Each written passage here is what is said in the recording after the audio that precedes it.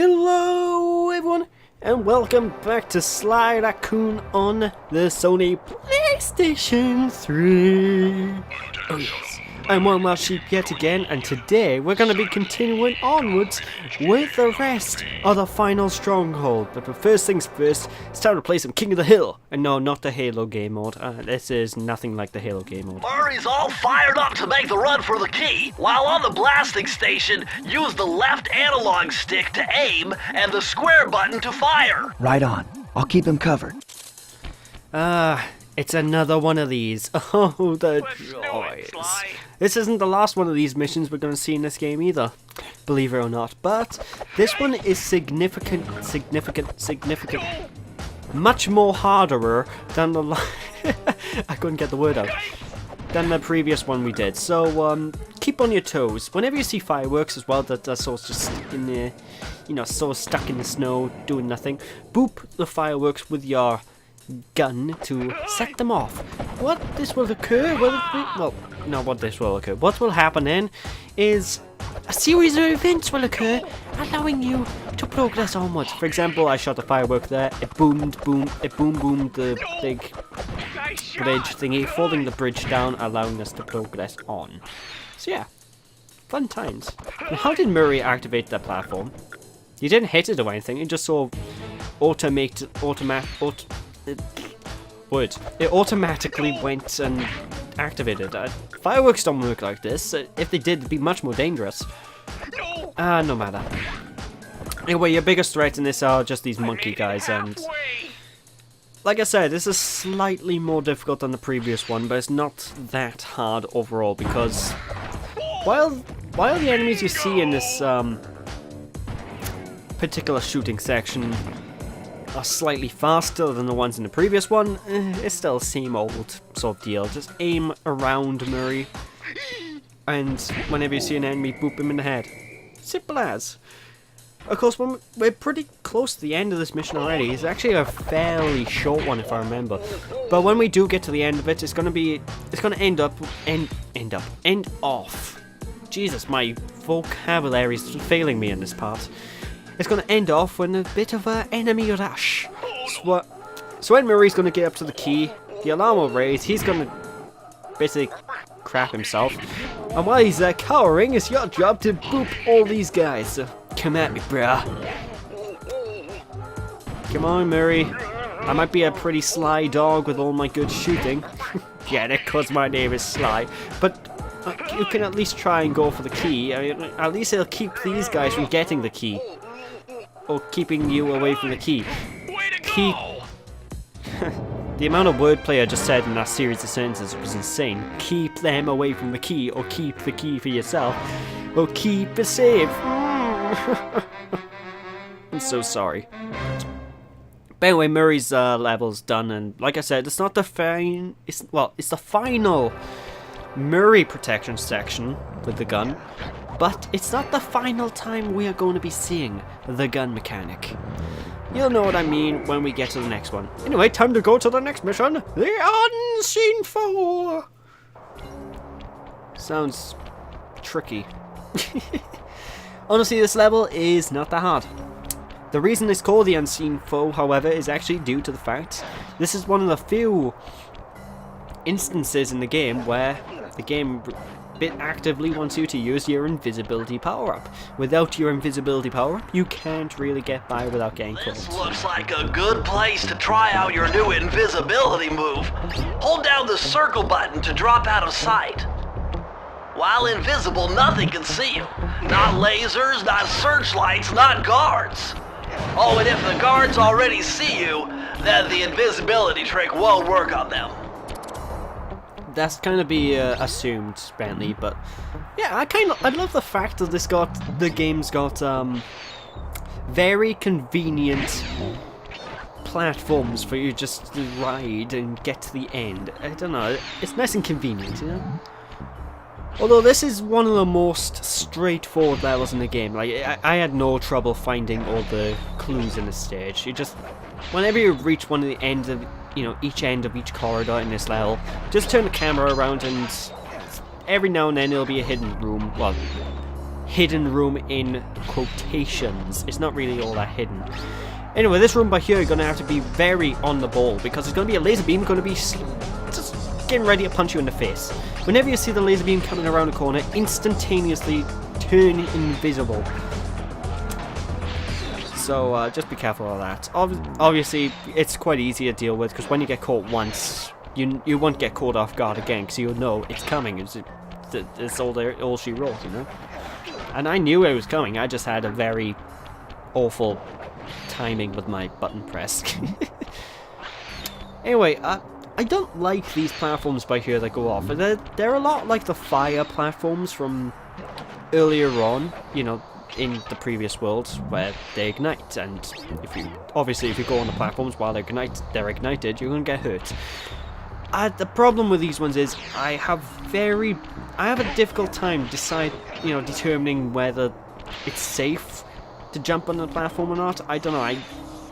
I just get really cautious. I think it's because of the way the graphic looks, because the graphic doesn't completely, you know, the firework fire stays there for a little bit longer than normal fire does, because it so sparks out.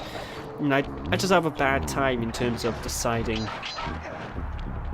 you know, when a good time to go is.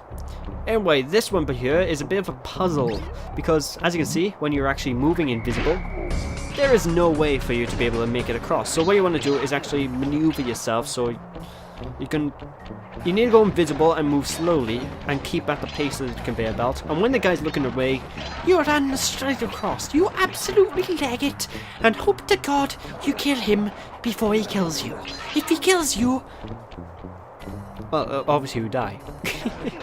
But anyway, this is what I was talking about the somewhat hidden rooms. They're not really hidden, but they're out of your view if you're not turning the camera around, so it can be quite easy to miss one of those two rooms in that little area. Which I've had playthroughs before where I've gone to one room, but I completely forgot the other room exists, so there we go. Anyway, as you can see through that, as you could have seen through that glass before I went off screen, the end of level is actually inside this building that's to the left of us. How do we get inside this building, you might ask? Well, it's quite simple, really. We climb. They make like the Mario Brothers and climb. Well, they don't really climb, they just sort of jump. But we have to jump to climb, so screw it, my Mario reference is valid, damn it. But before we want to go there, I'm going to go up here to collect these two balls. Very easy to miss these ones, I have to be honest. And if you... I had a bit of a stutter when I was trying to say that then. If you see fireworks across the world, you know, on walls and stuff, feel free to whack them, because they tend to give out coins, and of course, everyone loves a good fireworks display, let's be perfectly honest. And I'm not entirely sure the best way to get to this guy. I think you can jump... Yeah, just jump down from up here. My brain had a bit of a deathly... My brain died, basically. So yeah, climb up the ladder, boop him on the head. I have to say, even though it's quite unreliable to use your ground pound move on these guys, I love doing it. It just feels so fulfilling when you bash them in the head. It just feels like, urgh! Yeah! Ground pounding enemies and basically destroying their all sense of their brain. It's the manly thing to do. But I digress. Anyway, the music in this level, though, I find it quite strange. It's very ominous music. It sounds sort of like... I guess you could say like a horror level in Mario. Actually, yeah, it sounds a lot like the Ghostly Galaxy, I think, in Mario Galaxy. I could be wrong in thinking that, but I don't know. It just sounds similar. Not this part by here. This part sounds like generic... do-do-do-do, you know, James Bond music, but... The part of the music I saw him talking about is you hear trumpets from time to time and they make a dun noise. I don't know. Anyway, thank you, glorious whoa, camera, thank you. Thank you, glorious ability to defy gravity. I don't think they bring this ability back in the sequels. Gee, I wonder why. Actually, now that I think about it, sequels don't really have any bottomless pits to worry about apart from Sly 2, really. I can't remember if there's anything really bottomless pitty in Sly 3. It's been a long time. Yeah, I digress. But basically the water and thingy and gravity defines is not in the sequels, which kind of depresses me somewhat. Anyway, you might be wondering where the last clue is. It's right up here, so grab the clue and let's enter the vault code. It was a challenge, but this vault's combination has got to be 667. Alright, you couldn't have gone with the obvious 666 joke, could you, Sucker Punch? No, that would have been too obvious for you. You found the blueprints for the Panda King's lair. I'll upload the data straight into your Binocucom. Yay, I guess. But that gold trophy basically means we've got every power-up, believe it or not. I think. I'm pretty certain now we have every power-up in the game. Sly, this pagoda is some kind of huge gunpowder production plant. Judging by the scale, the Panda King must be making tons of explosives. You don't say. The demolitions expert is making explosives? Say it ain't so. That's gotta be the stupidest thing Bentley's come up with yet. But I lost my train of thought now. Yeah, I think now we have all the power-ups in the game, but there are still clues left to pick up, and what do these clues get you? You'll see. You'll all see. In time. But anyway, we've cleared all of this first half of this world, so now it's time to activate this firework and see the explosive display! Oh, it'll be a sight to see. I meant to hit it. Hit the thingy. Thank you, me. And that was a lot less impressive than I thought it would have been. Oh, Jesus Christ, the coins, though. I don't care how unimpressive the explosion was, the coins made up for it. Oh my god. I've calculated the trajectory of these rockets and I'm 99% sure you'll be able to ride them all the way to the top of that statue before they explode. What about that other 1%? Well, in that case, Sly, you will be blown to bits. But the experience will no doubt be spectacular. Nice. Now, to unlock these rockets, you're going to need all 7 of the Panda King's treasure keys. Right on. I'll steal them in no time. That 1%, Sly. You're fucked. Oh, great. I guess. Oh, God. But anyway, this little area is actually quite small, and a lot of the levels in this particular area are actually quite, shall we say... All the levels are quite short in this area, so there's that. And we got the last of the racing level. Well, I guess kind of last. Not exactly the last, but in a way, but you know. What are you doing down there? Well, I'm minding my post when I notice this snow cone stand, and I think to myself, hey Murray, you gotta keep your energy up.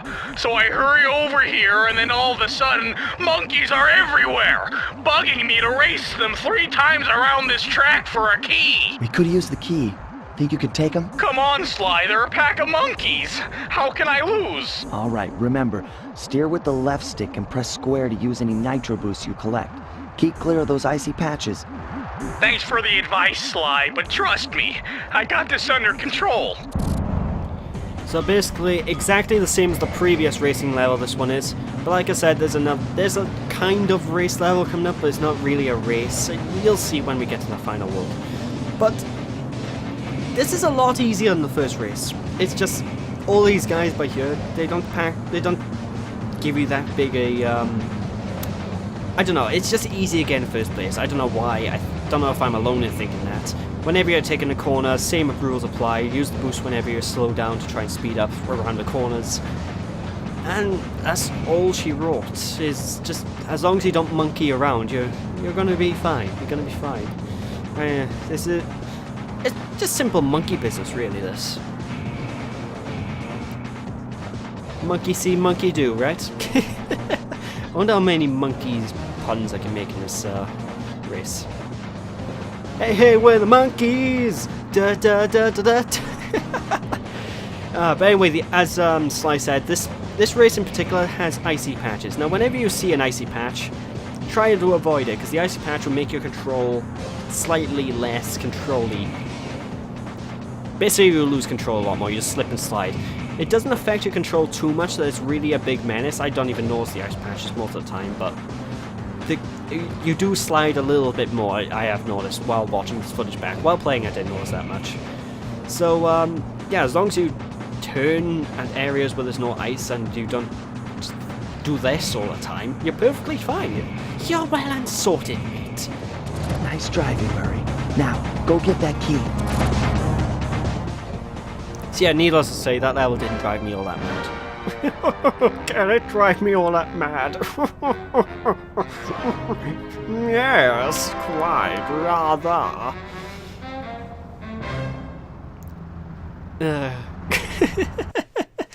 But anyway, we got one more mission to do in this last part. Well, this not the last part. This part by here. So we're just gonna head on and do that mission right now.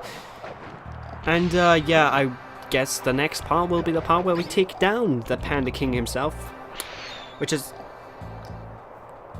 yeah, that seems alright. That seems about right. But as you can see by here, that little turret bicycle thing we used previously in the Ghost Swamp level, it returns. And one of the major gimmicks about this, well, not really gimmick. You just need to use the shooty thingy a lot more on doors now. So I wouldn't really call it a gimmick. Sorry, Bentley, what was that? This vehicle is identical to the what? Well, basically, Bentley was going to say, this vehicle's identical to the one in the previous level, so, yeah, just do the same thing, Sly. If you don't know what you're doing, check out the enclosed instruction book. Because, you know, every LP needs to have a Hotel Mario reference. It's like LP a roll. Granted, I never reference that game in most of my LPs, but it's beside the point. But anyway, same rules apply as you would guess. Just shoot everything you see and... Oh my gosh! Jesus Christ! Why would you do that, game? That's the worst thing about this game. The worst thing. Just the announcement voices. It's realistic, yeah. But it hurts your ears when you're just enjoying your day, going around doing some genocide. You know, as you do, as all thieves do in their spare time. Just commit genocide. And that was the most pointless firework and explosion that I've ever seen in all my life. But you're going around your day, enjoying yourself, and suddenly... Okay. Although I do like the Panda King as a villain compared to the other villains, because the Panda King actually treats all his goons, all the mooks that you're facing, as actual employees. He treats them good. He treats them like actual employees get treated, you know. Continue working, do your good job, blah blah blah. Clive, mess up again and you're fired, you know, that sort of deal. I know, he just seems like a more realistic employer than, say, the other main baddies of the Fearsome Five, or the Foursome Crazy... I can't remember the name of the gang. Fearsome Five? I think it's Fearsome Five. Fearsome Five. What do? They fry bacon. And with that, I'm now quite hungry and fancy some bacon. Well, that's my plan for after this part is recorded. Yay, bacon! But anyway, these goons by here, just same thing applies as the last time we fought them, but now you just need to be careful because the snowball enemies, they sort of dive at you because the little barriers have little ramps. The snowball enemies will basically boop over the barriers and they can still quite easily hit you. So what I recommend is sort of just trying to avoid staying in one position for too long, because otherwise you're gonna get booped, and when you get booped you're gonna get hurt, and when you get hurt you're losing a horseshoe, and well, losing a horseshoe is bad. Horseshoes cost a lot of money, you know, and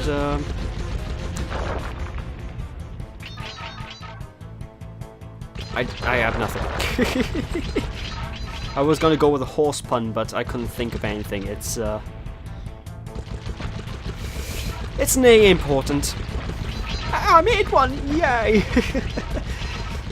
Anyway, the stalagmites and stalactites that are sort of in the floors by here.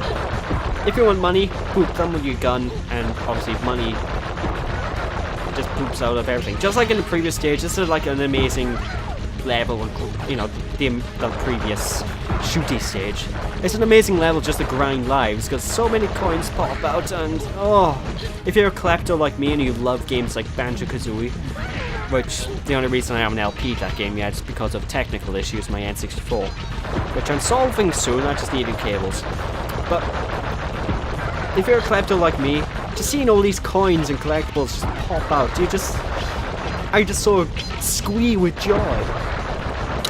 And then you see an LPer who sort of skips things, and then you just scream at them internally. You don't scream at the LPer themselves because you enjoy them, but it's happened on many an LP, not in this specific game, but LPs I watched in the past. I see LPers where they skip things like coins, and the coins aren't that important, so I can't really bitch to the LPer about it, but it bugs me because in my head I'm just like, no, pick up the collectible. The only exception being rings and stuff, because honestly you don't really in Sonic, because you don't need those, and coins in Mario really. Either way, I digress. That's been this part, folks, and when we return next time, we're going to be taking on the Panda King. We're going to be clearing up this world once and for all, and we're going to start heading on to the final lair of the game. So with that, folks, hope you all enjoyed. Don't be sheepish, people, and thank you all for watching, and I'll catch you all next time. Bye!